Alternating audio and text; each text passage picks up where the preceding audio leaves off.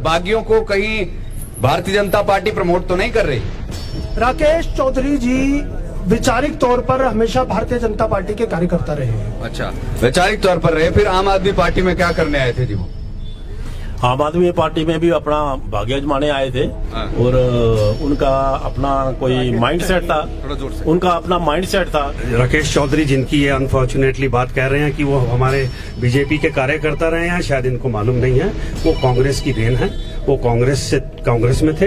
कांग्रेस से वो फिर जो है वो इंडिपेंडेंट इलेक्शन लड़े, इंडिपेंडेंट से फिर वो आप में गए और आज मैं इनको बताना चाहता हूं कि कुछ दिन पहले ही वो बीजेपी में आए हैं। वो कांग्रेस की विचारधारा के व्यक्ति हैं। हमारे लिए राजनीति सत्ता सुख भोगने के लिए नहीं है, हमारे लिए सेवा का एक जरिया है राजनीति। क्या विशाल जी सेवा नहीं कर रहे थे? विशाल जी ने भी बहुत सेवा की। और यहाँ पे जो है न्यू कमर्स का कोई स्कोप नहीं है। यहाँ बड़ा सीजन, बड़ा सुलझा हुआ उस व्यक्ति चाहिए उस रैंक का। विशाल नेहरिया जो है विधायक रहे और इस बार उनका टिकट यहाँ से जो है वो काट दिया गया। संगठन को कहीं ना कहीं दरकिनार जो है वो एक तरह से कर दिया गया। ना सिर्फ विशाल नेहरिया, बाकी भी कई नाम थे और एक ऐसे व्यक्ति को टिकट दिया गया जो पहले बागी थे, बाद में उन्हें जो है वो टिकट मिल गया। क्या कहना चाहेंगे इस पर? बागियों को कहीं भारतीय जनता पार्टी प्रमोट तो नहीं कर रही? देखिए, राकेश चौधरी जी हमारे कैंडिडेट हैं। जोर से थोड़ा।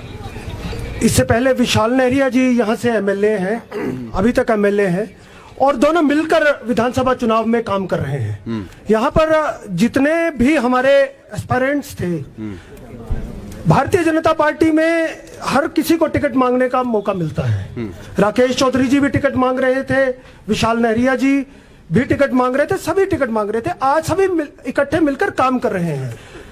हमारे लिए राजनीति सत्ता सुख भोगने के लिए नहीं है, हमारे लिए सेवा का एक जरिया है राजनीति। क्या विशाल जी सेवा नहीं कर रहे थे? विशाल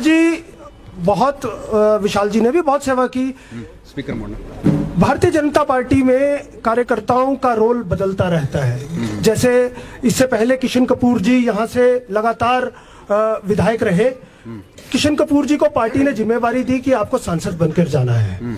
आज हमें आप ना मुद्दे से भटक रहे हैं। मैं कह रहा हूं कि बागियों को यहाँ पर जो है वो अपॉर्चुनिटीज दी जा रही है, प्रमोट किया जा रहा है कि बागी बनो, अपना दम दिखाओ, वोट लेकर आओ, अगली बार टिकट तुम्हारी। नहीं, ऐसा नहीं है।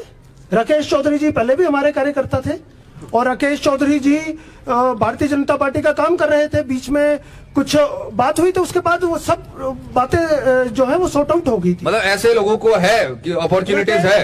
राकेश चौधरी जी वैचारिक तौर पर हमेशा भारतीय जनता पार्टी के कार्यकर्ता रहे हैं। अच्छा, वैचारिक तौर पर रहे, फिर आम आदमी पार्टी में क्या करने आए थे जी वो? आम आदमी पार्टी में भी अपना भाग्य आजमाने आए थे और उनका अपना कोई माइंडसेट था, उनका अपना माइंडसेट था जिस माइंडसेट की वजह से उनको जहां अपने हिसाब से सूट बैठा वहां चले गए। क्या कहना चाहेंगे? टक्कर देंगे फिर इस बार? आप ही की पार्टी से पहले थे, अब आप ही की पार्टी को जो है वो टक्कर देंगे, साथ ही में कांग्रेस को भी? बिल्कुल देंगे, वो भी देंगे। और आम आदमी पार्टी तो पूरे हिमाचल में पूरे दमखम से काम कर रही है। कितनी सीटें आएगी पूरे हिमाचल में? अरे हम तो 68 सीट्स जो लड़ रहे हैं वो जीतने के लिए लड़ रहे हैं, हारने के लिए कोई नहीं लड़ रहे हैं। ये हारने के लिए तो कोई भी नहीं लड़ रहा हो। बात यहाँ पर कांग्रेस की करते हैं। जब परिस्थितियां बेहतरीन है तो आ जाइए, जब परिस्थितियां ठीक नहीं है तो फिर बीमार हो जाइए। ऐसा क्यों? Manoj ji, thank you very much and good evening everybody. आपने अच्छी डिबेट आज ऑर्गेनाइज की है। देखिए, पहले एडवोकेट साहब का जवाब दे दूं मैं जी कि एक्चुअली फैक्ट ये है कि भारतीय जनता पार्टी के पास इस बार कोई धर्मशाला से एक्चुअली कोई कैंडिडेट ही नहीं था। अच्छा, दैट इज अ फैक्ट और जनता जानती है ये। और आप देखिए कि राकेश चौधरी जिनकी ये अनफॉर्चुनेटली बात कह रहे हैं कि वो हमारे बीजेपी के कार्यकर्ता रहे हैं, शायद इनको मालूम नहीं है। वो कांग्रेस की देन है। वो कांग्रेस में थे। कांग्रेस से वो फिर जो है वो इंडिपेंडेंट इलेक्शन लड़े, इंडिपेंडेंट से फिर वो आप में गए और आज मैं इनको बताना चाहता हूं कि कुछ दिन पहले ही वो बीजेपी में आए हैं। वो कांग्रेस की विचारधारा के व्यक्ति हैं, इनको शायद ही मालूम नहीं है। तो फैक्ट ये है कि कैंडिडेट नहीं था, आनन फानन में टिकट तय हो गई है और सच्चाई आपके सामने है।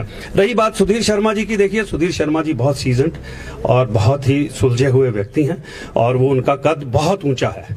यहाँ जो अभी कैंडिडेट आए हैं वो सारे बहुत अभी फ्रेशर्स हैं, न्यू कमर्स हैं। और मैं समझता हूँ धर्मशाला इज सच ए कॉन्स्टिट्यूएंसी जो कि एक डिस्ट्रिक्ट हेडक्वार्टर है। थोड़ा माइक नीचे रखिए प्लीज। डिस्ट्रिक्ट हेडक्वार्टर है, ठीक है, और बहुत हॉट सीट है। और यहाँ पे जो है न्यू कमर्स का कोई स्कोप नहीं है। यहाँ बड़ा सीजन, बड़ा सुलझा हुआ उस व्यक्ति चाहिए उस रैंक का। या तो बड़े ही फ्रेशर थे वो, तो उससे पहले तो उन्होंने विधायकी के लिए कभी अप्लाई भी नहीं किया होगा मेरे ख्याल से।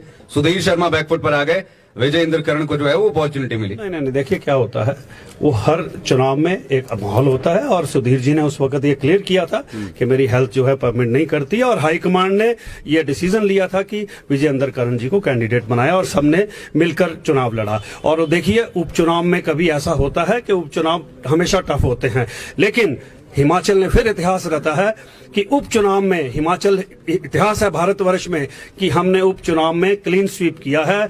68 में से 20 विधानसभा कॉन्स्टिट्यूएंसीज में एक पार्लियामेंट्री, जिसमें 17 कॉन्स्टिट्यूएंसीज आती हैं, और 3 विधानसभा कॉन्स्टिट्यूएंसीज में हमने क्लीन स्वीप किया है। और यहां तक ही नहीं, भारतीय जनता पार्टी की एक सीट में जमानत जब्त कराई। मतलब आपने माना है कि बाई इलेक्शंस मुश्किल होते हैं अपने आप का? वो इसलिए मुश्किल होते हैं, सत्ता विरोधी जो है वो उनके लिए मुश्किल होते हैं, अपोजिशन के लिए मुश्किल होते हैं। नहीं, वो हमें पता है, लेकिन उसके पीछे का कारण मतलब वो जानने की कोशिश कर रहे हैं। आप कह रहे हैं बीमार हुए थे उस समय पर, तो हाँ, तो वो तो मैंने क्लियर कर दिया ना कि उन्होंने ही वॉज नॉट एबल, क्योंकि जब किसी की हेल्थ अलाउ नहीं करती है तो वो कुछ भी नहीं करता। चलिए आएंगे आपके पास फिर से, यहाँ पर आना चाहेंगे। बेटा, माँ का ख्याल अब तुम्हें ही रखना होगा। जी नाना जी, इसीलिए पढ़ाई छोड़कर अब कोई नौकरी करने की सोच रहा हूँ। क्यों? घर भी तो चलाना है ना। लेकिन बेटा, पिताजी की पेंशन भी तो आएगी ना। वो तो पहले आती थी। इस सरकार की नई पेंशन स्कीम में तो अगर ड्यूटी के दौरान मृत्यु हो जाए तो पेंशन नहीं मिलती। इस सरकार ने तो ना हम जैसे लोगों का जीना हराम करने की सोच ली। पर कांग्रेस आपका दर्द समझती है, तो इसलिए पुरानी पेंशन स्कीम को करेगी बहाल। 10 दिन में होगा ये कमाल, तो इसलिए हाथ के निशान पर मोहर लगाएं, कांग्रेस को जिताएं। मॉनसून के सुहाने मौसम में हिमाचल की पसंदीदा मारुति कारों पर आकर्षक ऑफर। चुनिए नई ब्रीजा, डिजायर, स्विफ्ट, ऑल्टो या फिर वैगनार। गोयल मोटर्स के जिला शिमला, सोलन, सिरमौर और किन्नौर के हर कोने में सेल्स और सर्विस का विशाल नेटवर्क। आपके घर द्वार पर सुविधाएं। मारुति सुजुकी की गाड़ियों की बुकिंग के लिए संपर्क करें 9317000172 पर।